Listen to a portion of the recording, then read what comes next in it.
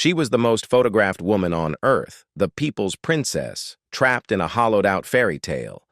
But beneath the designer gowns and shy smiles lay a digital trap that would dismantle the British monarchy. A New Year's Eve phone call, a secret lover, and 53 mentions of a pet name that became a global punchline. Before the fatal Paris tunnel, there was Squidgygate, the moment the Crown's surveillance turned a private confession into a public execution. To understand the explosion that rocked the House of Windsor in 1992, we have to travel back to the freezing winter of 1989. On the surface, the royal family was projecting their usual image of united, stoic perfection. They were gathered at Sandringham, the Queen's sprawling country estate, to ring in the new decade. But while the rest of the family toasted to the future, Princess Diana was looking for an escape. She found it in a quiet corner of the estate, clutching a telephone, dialing a number that represented a world far away from the stifling protocols of the palace. The man on the other end was James Gilby. To the public, he was a handsome heir to a massive gin fortune. To Diana, he was a lifeline. Their conversation lasted 30 minutes, a frantic whispered exchange of affection and deep-seated frustration. Gilby showered her with a bizarrely specific pet name, Squidgy. He said it over and over, 53 times in total, a rhythmic pulse of intimacy that would later be used to humiliate her on the world stage. But it wasn't just the pet names that were dangerous. It was Diana's own voice, raw and unfiltered, admitting she had been blubbing at lunch and cursing the effing family she had married into.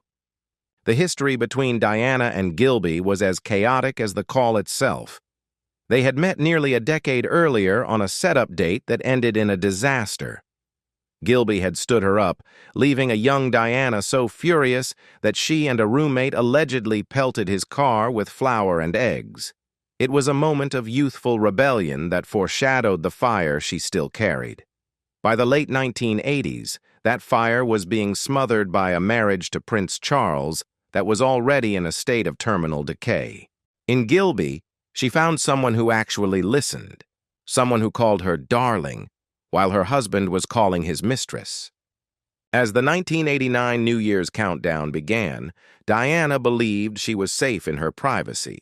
She didn't know that every squidgy, every blown kiss, and every admission of heartbreak was being intercepted.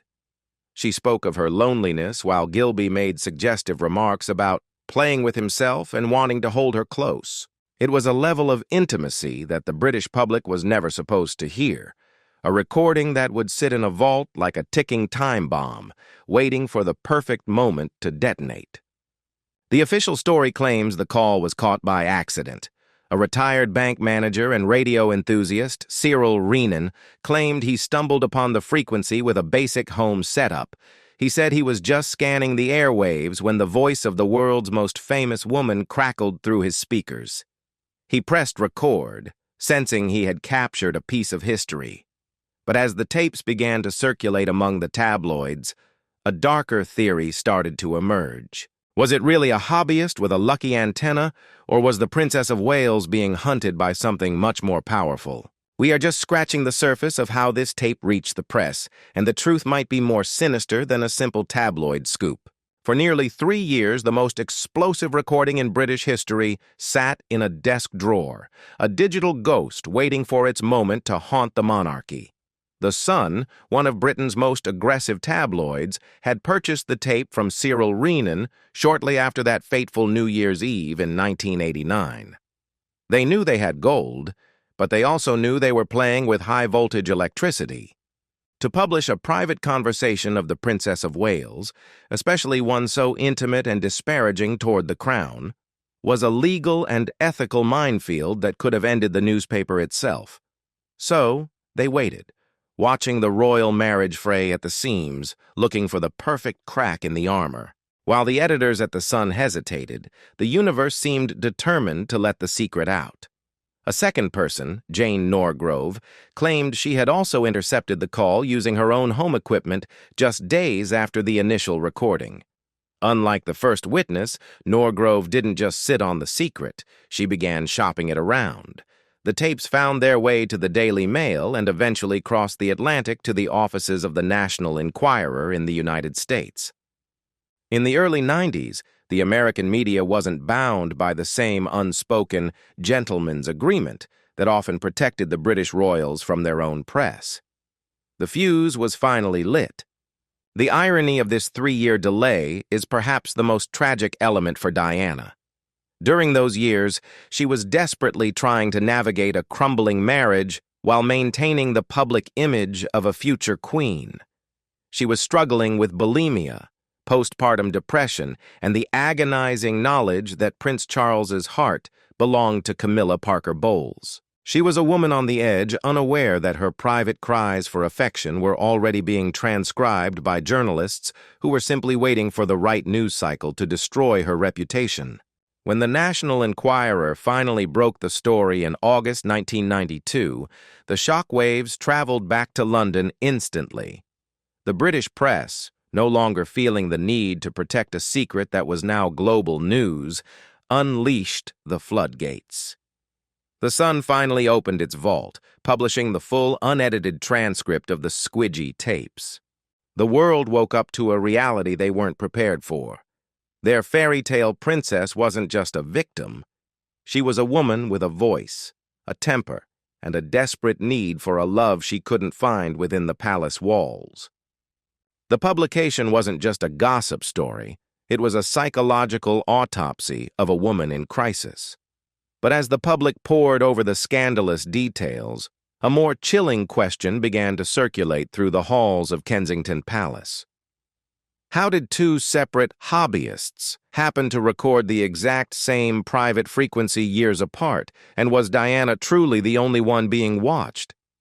The news broke like a physical blow while Diana was at Balmoral, the Queen's private estate in Scotland. It is often described as the most royal of all the residences, a place where tradition is law and decorum is absolute. To be at Balmoral when the word squidgy became a global headline was a special kind of hell. Diana was reportedly mortified, equal parts devastated by the betrayal of her privacy and terrified of the Queen's reaction. The woman who had spent a decade perfecting the art of the shy-die smile was suddenly stripped bare in the most vulgar way imaginable. The transcripts were relentless. Every time James Gilby whispered squidgy, it felt like a hammer blow to Diana's dignity.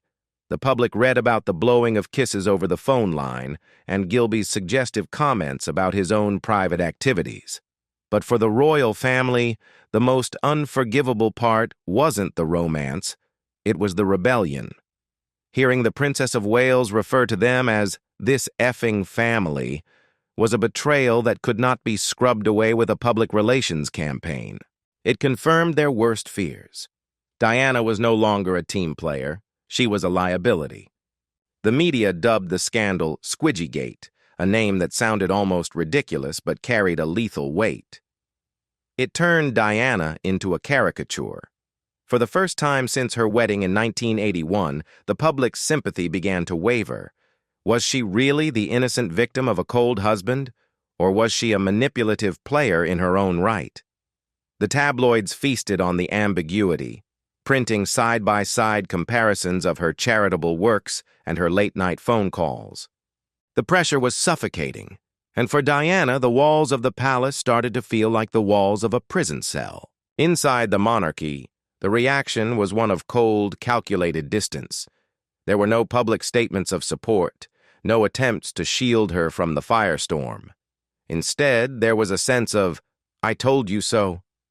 To the old guard of the palace, the tapes were proof that Diana was unstable and unfit for the role of queen. They used the scandal to isolate her further, pushing her toward the edge of a breakdown.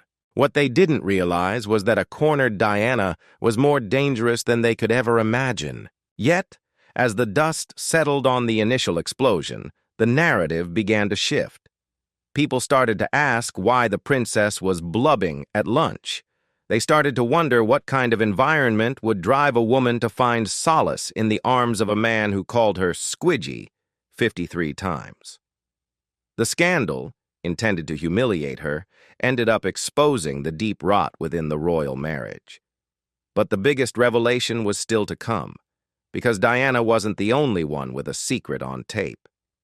As the world mocked Diana's private whispers, a second recording was about to surface, one that would make Squidgygate look like a bedtime story and prove that the Prince of Wales had desires far more graphic than anyone could have guessed.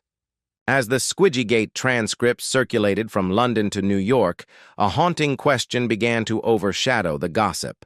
How did this recording actually happen? The official narrative, that two separate radio enthusiasts accidentally stumbled upon the Princess of Wales's private frequency, began to crumble under the slightest scrutiny. In the late 1980s, the chances of a hobbyist catching a specific mobile phone transmission were slim. The chances of two different people catching the same call, days apart, and recording it with crystal clarity were practically non-existent. It suggested something far more organized, a digital dragnet cast over the royal family. Ken Worf, Diana's longtime protection officer and one of the few people she truly trusted, never bought the lucky amateur story. Years later, he would testify that Diana had always felt she was being monitored. She would often mention a strange clicking on her lines or a sense that her movements were being tracked with military precision. According to Worf, the squidgy tape wasn't a random accident, it was a professional hit. He suggested that British intelligence services had intercepted the call and then rebroadcast it on an open loop over and over until a member of the public was guaranteed to accidentally hear it and take it to the press. This theory paints a terrifying picture of Diana's life inside the palace. It suggests she wasn't just a woman struggling with a bad marriage, but a target of the state. If the Secret Services were involved, the goal wasn't just to listen, it was to discredit. By leaking her private vulnerable moments, the establishment could paint her as unstable or promiscuous, effectively neutralizing her growing power as a public icon. The squidgy tapes were a weapon of character assassination designed to show that the people's princess was secretly a loose cannon who couldn't be trusted with the dignity of the crown. The technical details of the recording also raised red flags among electronic surveillance experts. The 1989 New Year's Eve call was remarkably clear, devoid of the usual static and interference found in amateur radio interceptions of that era.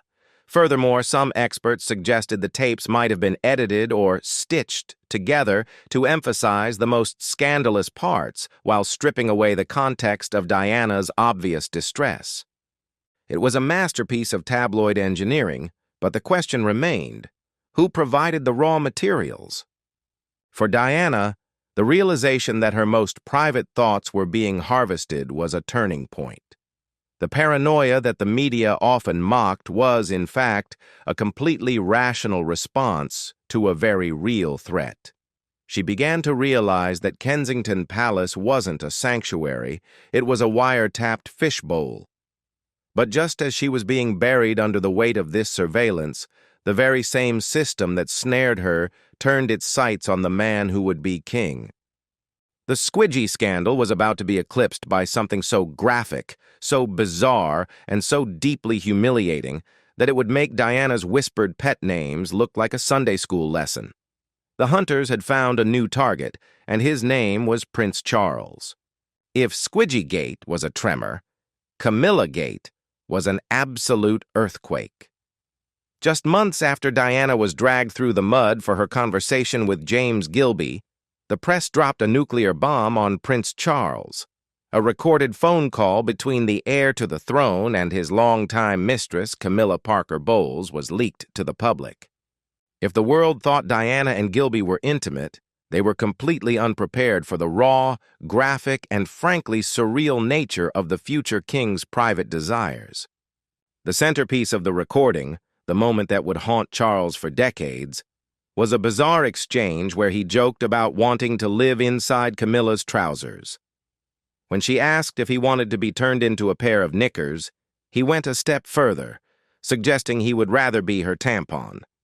It was a level of X-rated confession that the British public simply couldn't reconcile with the man who was supposed to be the supreme governor of the Church of England.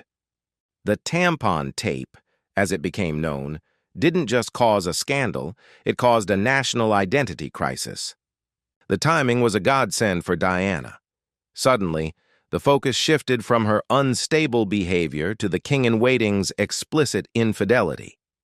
The Humiliated tapes were recorded around the same time as the Squidgy call, leading many to believe that the surveillance state was monitoring both sides of the warring royal marriage.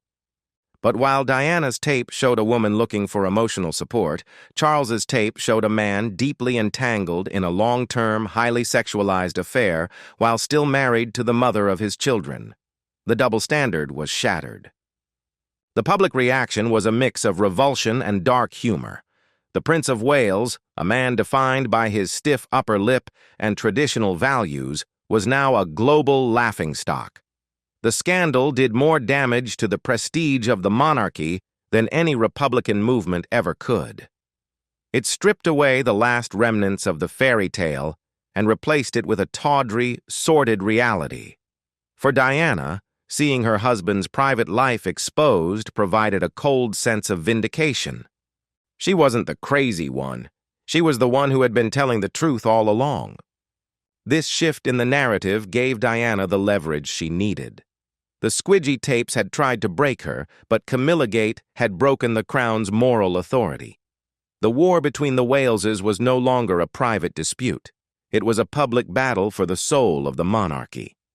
Charles was forced into a corner, his reputation in tatters, while Diana began to realize that if the palace was going to play dirty, she could play even dirtier. The collapse of the marriage was now inevitable, and the gloves were coming off. Diana was no longer content to stay silent while the effing family controlled her story. She was preparing for a counterstrike that would change the course of history, a bombshell interview that would force the Queen herself to intervene. By 1995, the war between the Prince and Princess of Wales had reached a stalemate of mutual destruction. The Squidgygate and Humiliated recordings had left both parties scarred, their private lives picked apart like carrion by the global press. But while Charles retreated into the shadows of the palace, Diana was plotting a move that would redefine the relationship between the monarchy and the media forever. She realized that as long as others were telling her story through leaked tapes and anonymous palace sources, she would always be the villain or the victim. It was time to become the protagonist of her own tragedy. On a dark November night, while the world thought she was tucked away in Kensington Palace, Diana sat down with a relatively unknown BBC journalist named Martin Bashir. The interview was conducted in total secrecy. Even the BBC's top brass didn't know the full extent of what was being recorded until it was too late to stop it. When the cameras rolled, Diana didn't hold back. She appeared on screen with her signature heavy eyeliner looking directly into the lens and spoke with a haunting, quiet intensity. This wasn't the Squidgy of the tapes. This was a woman who had survived the fire and was ready to burn the house down. She spoke openly about her bulimia, her self-harm, and the cold indifference of the royal establishment. Then came the line that would echo through history. There were 3 of us in this marriage, so it was a bit crowded. It was a direct public confirmation of Charles's affair with Camilla Parker Bowles, delivered with a precision that left the palace reeling. But she didn't just point fingers. In an act of shocking honesty, she admitted to her own infidelity with her riding instructor, James Hewitt. By admitting her flaws on her own terms, she robbed the Squidgygate tapes of their power to shame her. If everyone already knew the truth, the tapes were no longer leverage. They were just old news. The Panorama interview was a masterstroke of public relations and a declaration of independence. For the first time, the people's princess was bypassing the gatekeepers of the crown and speaking directly to the public. She wasn't just asking for sympathy, she was demanding a seat at the table. The interview effectively ended any hope of a reconciliation and forced the hand of the one person who still held the ultimate power. Queen Elizabeth II. The fairy tale was dead, but the battle for Diana's future was just beginning. The fallout from the interview was immediate and nuclear. Within weeks, the Queen sent a formal letter to both Charles and Diana, urging them to end their marriage legally. The War of the Waleses was no longer a tabloid distraction. It was a threat to the stability of the throne itself. The divorce of the century was finalized in August 1996, marking the end of a 15-year saga that had captivated and eventually exhausted the world. It was a cold, legal conclusion to what had once been touted as the wedding of the century. The settlement was massive. Diana received a lump sum of roughly £17 million and maintained her apartments at Kensington Palace. On paper, she was a wealthy, independent woman. But the crown made sure the victory came with a sting that wounded her more than any financial loss ever could. The most contentious point of the divorce wasn't the money, it was the title. At the Queen's insistence, Diana was stripped of her Royal Highness, HRH, status. To the average person, it seemed like a minor technicality, but in the world of the royals, it was a profound demotion. It meant she no longer had to be curtsied to by staff or even her own husband. More importantly, it meant she was technically no longer a member of the royal family, but rather a guest of the state. Her son, Prince William, reportedly told her, "Don't worry, Mummy. I will give it back to you when I am king." But the immediate psychological blow was immense. Stripped of her royal protection and her official status, Diana found herself in a strange, limbo-like existence. She was still the most famous woman in the world, yet she was effectively an outsider to the institution she had served for half her life. But instead of retreating into the shadows, she leaned into her new freedom. She channeled her energy into the causes that the palace had often deemed too political or messy. She walked through active minefields in Angola and shook hands with AIDS patients, using her global celebrity to shine a light on the world's most forgotten corners. This was the birth of Diana 2.0. Without the constraints of the HRH title, she became a humanitarian powerhouse. She was no longer a princess defined by a husband or a scandal. She was an icon defined by her empathy. However, this new freedom came with a terrifying price. Without the security umbrella of the royal family, Diana was more vulnerable than ever. The paparazzi, who had always been a nuisance, now became a predatory force, sensing that she was no longer protected by the shadow of the crown. She was fair game, and the hunt was on. As she embarked on a summer of new romance and global activism in 1997, she felt she was finally outrunning the ghosts of Squidgygate and the misery of her marriage. She didn't know that the very media she had used to reclaim her voice was now leading her toward a final tragic destination. The summer of 1997 felt like a new beginning, but beneath the glamorous images of her on yachts in the Mediterranean, a dark momentum was building that no one could stop. The summer of 1997 was supposed to be the season of Diana's liberation. For the first time in her adult life, she was a woman without a master. The Squidgygate tapes were a fading memory, and the Humiliated recordings had successfully shifted the public's judgment toward Charles. Diana was no longer a royal prisoner. She was a global phenomenon, dating Dodi Fayed, the son of the billionaire owner of Harrods. Together, they spent those final weeks on the Jonakal, a luxury yacht cruising the Mediterranean. To the world watching through long-range lenses, she looked radiant, sun-drenched, and finally happy. But beneath the surface, the same surveillance culture that had birthed the phone scandals was morphing into something far more physical and far more lethal. The paparazzi in 1997 were no longer just photographers, they were a motorized infantry. Stripped of her HRH status and the full-scale protection of the royalty, Diana was essentially managing her own security. She was caught in a paradox. She needed the media to maintain her influence and humanitarian work, but that same media was now feeding on her with an insatiable hunger.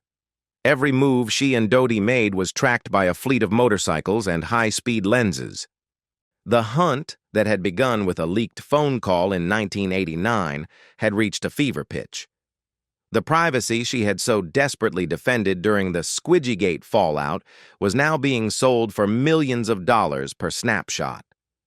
The climax of this relentless pursuit came on the night of August 31st, 1997, in Paris. After a dinner at the Ritz, Diana and Dodi attempted to escape a swarm of photographers by slipping out a back exit. What followed was a high-speed chase through the streets of Paris that ended in the twisted metal of the Pont de l'Alma tunnel. The woman who had been humiliated by a tape recorder was ultimately destroyed by the camera. The irony was as bitter as it was tragic.